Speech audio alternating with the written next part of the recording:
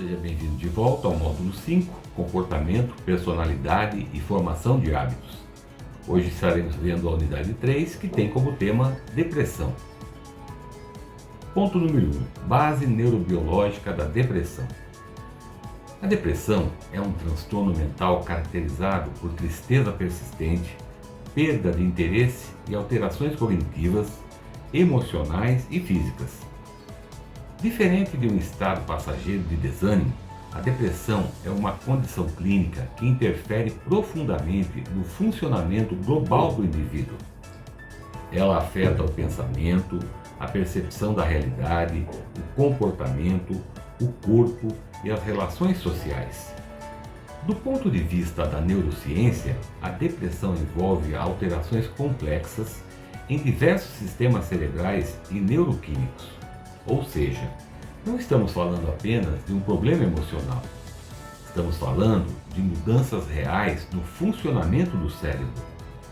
Essas mudanças envolvem estruturas cerebrais, neurotransmissores, circuitos neurais e sistemas hormonais.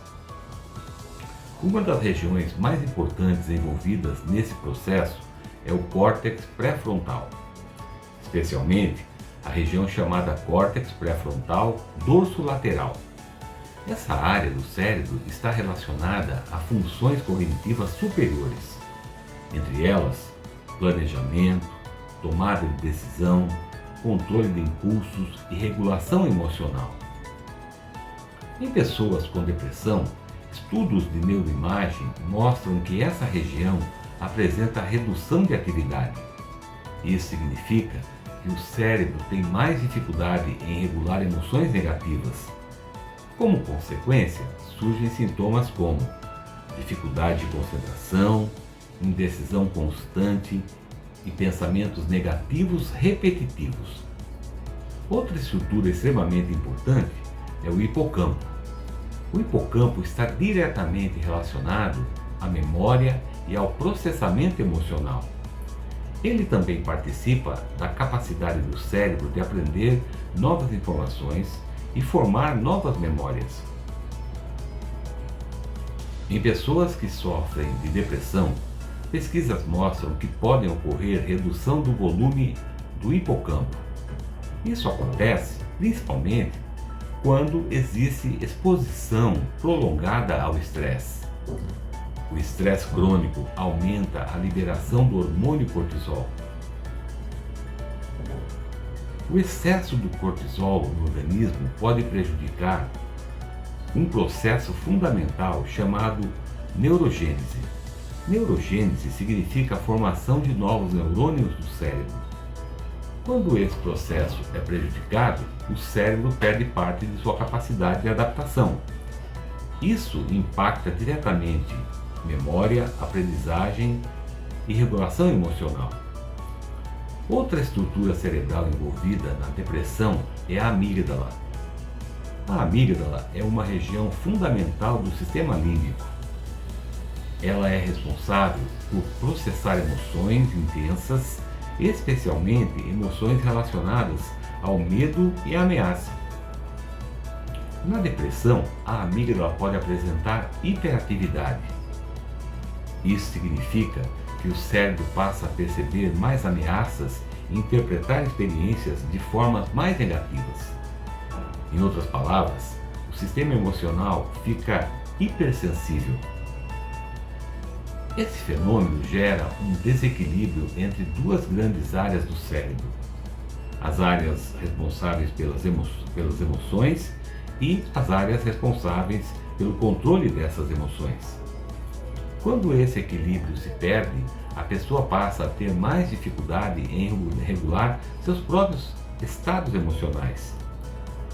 Outro fator fundamental na depressão são as alterações nos neurotransmissores.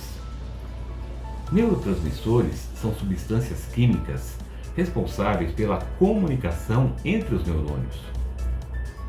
Entre os mais importantes na depressão estão serotonina, dopamina e noradrenalina. A serotonina está associada à sensação de bem-estar e estabilidade emocional. Na depressão, os níveis de serotonina costumam estar reduzidos. Isso contribui para o sentimento de tristeza, desesperança e desmotivação. A dopamina está ligada ao sistema de recompensa do cérebro. Ela participa da motivação, do prazer e da sensação de satisfação.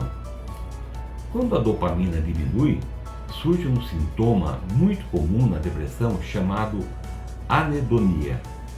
Anedonia significa incapacidade de sentir prazer em atividades que antes eram prazerosas. A pessoa pode parar de sentir prazer em coisas como hobbies, conversas, músicas ou atividades sociais.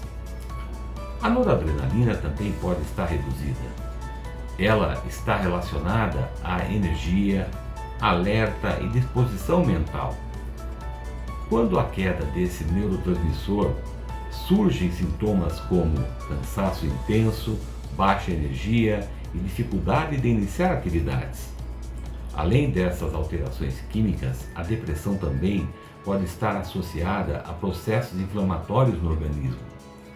Pesquisas mostram que pessoas com depressão podem apresentar marcadores inflamatórios elevados no sangue. Essas substâncias inflamatórias podem interferir na comunicação entre os neurônios. Outro sistema afetado é o eixo HPA. Esse eixo envolve 3 estruturas principais: hipotálamo, hipófise e glândulas suprarrenais. Ele regula a resposta do corpo ao estresse. Em pessoas com depressão, esse sistema pode permanecer hiperativo por longo período. Isso mantém níveis elevados de cortisol circulando no organismo. O resultado é um ciclo que perpetua o estresse e piora os sintomas. A conectividade entre regiões do cérebro também sofre alterações. Em muitos casos, ocorre redução da comunicação entre o córtex pré-frontal e o sistema límbico. Isso significa que o cérebro perde parte da capacidade de controlar reações emocionais intensas. Do ponto de vista cognitivo, a depressão também está associada a vieses cognitivos negativos.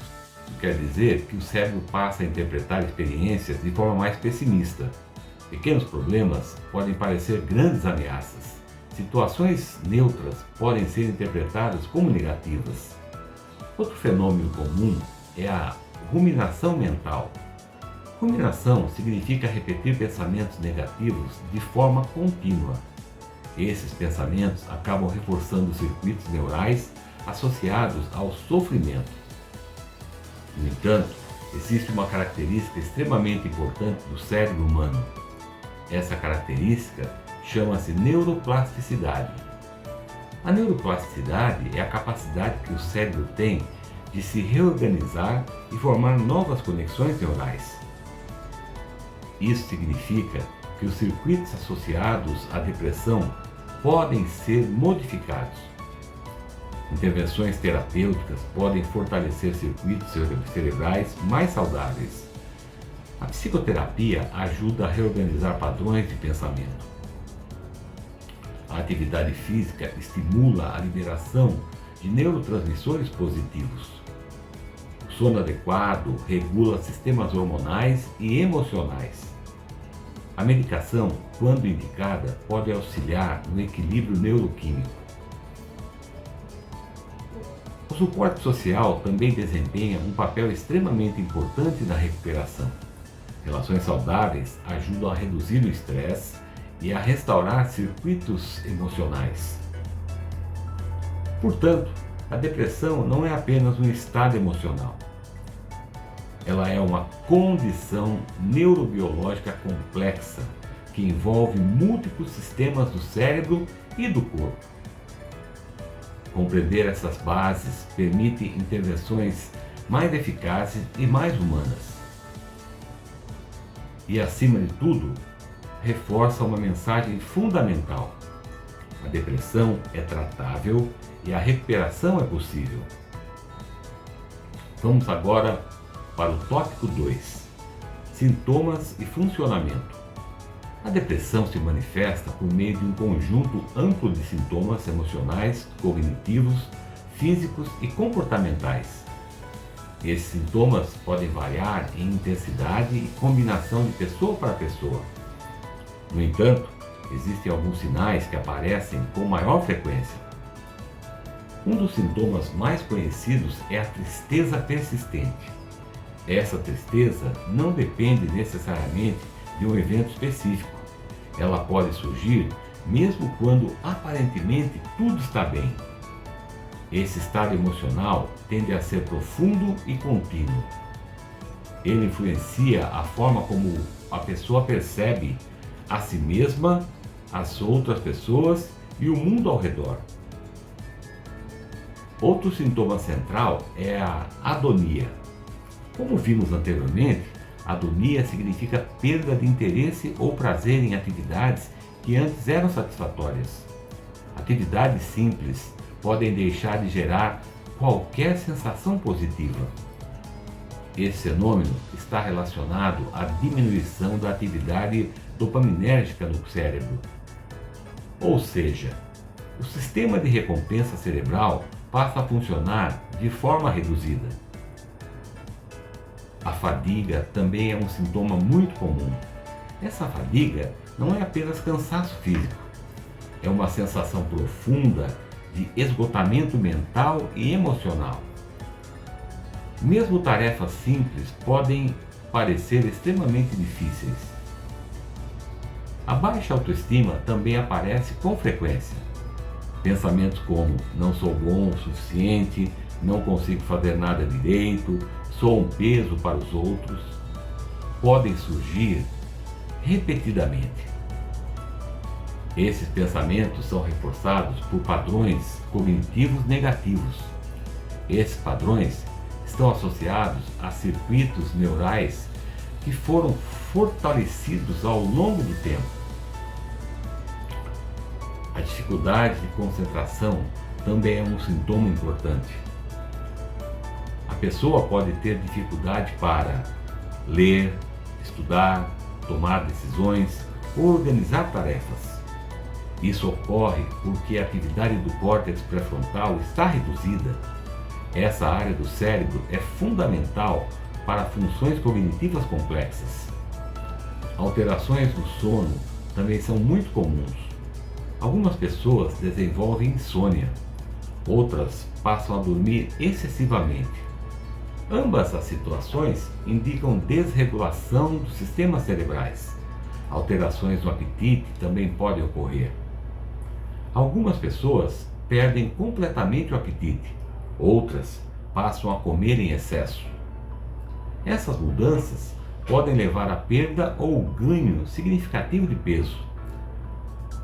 Do ponto de vista emocional, podem surgir sentimentos como desesperança, vazio emocional, irritabilidade e sensação de falta de sentido na vida.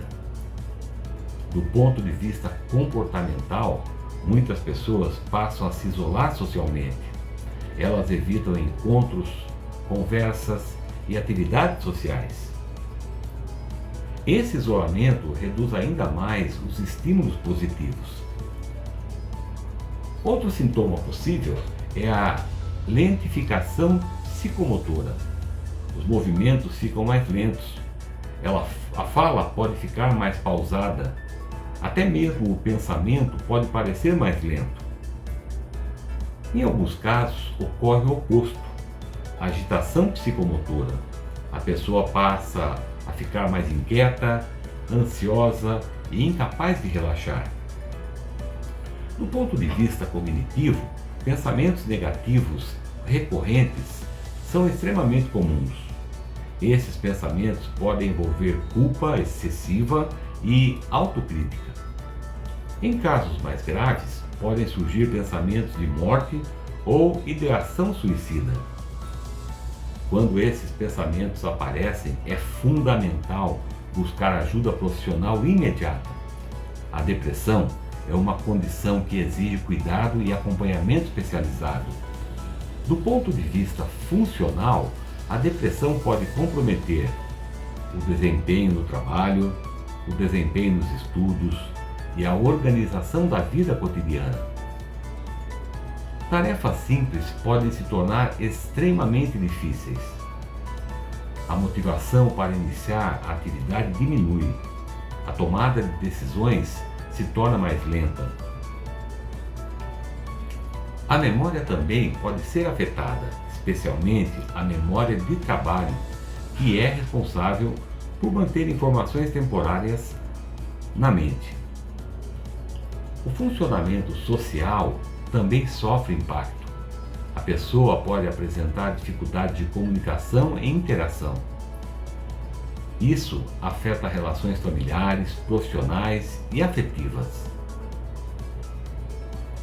Do ponto de vista físico, a depressão também pode provocar sintomas corporais, entre eles dores musculares, tensão corporal, problemas gastrointestinais. Esses sintomas mostram que mente e corpo estão profundamente conectados. A depressão não afeta apenas o cérebro, ela afeta todo o organismo. No entanto, é importante lembrar algo fundamental. A depressão não é sinal de fraqueza. Ela é resultado de alterações biológicas, psicológicas e sociais. Com diagnóstico adequado e tratamento apropriado, os circuitos cerebrais podem ser reorganizados.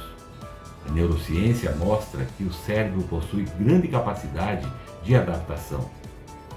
Isso significa que a recuperação é possível.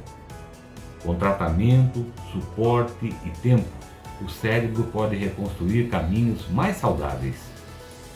E compreender os sintomas da depressão é o primeiro passo para promover cuidado, empatia e intervenção adequada. Bem, estamos terminando a unidade 3 do módulo 5. Nos vemos no próximo módulo. Até mais!